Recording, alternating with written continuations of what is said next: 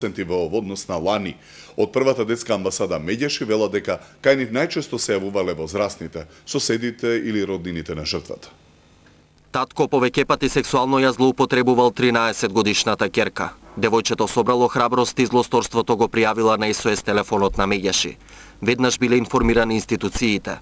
Тинејџерката немилите сцени ги раскажала и во полиција, но потоа мајката наместо да застане во нејзина одбрана, ја принудила да кажува дека татко и ништо не историл, зашто ако го однеле во затвор немало кој да го охрани семејството.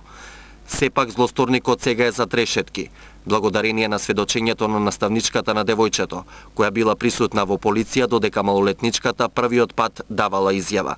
Ова е само еден од 10 случаи на родосквернавење, кои годинава се пријавени на СОС телефонот при првата детска амбасада. Но од Медјаши вела дека децата ретко го пријавуваат насилството сторено врз нив, бидејќи се плашат.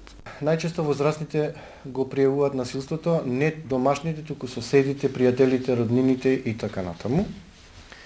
И дојдовме до заклучок дека децата се уште се плашат да проговорат за оно што им се случува во семејството, се плашат, значи да не изгубат родителите, се плашат како ќе бидат сватени од родителите, не добиваат подршка од родителите.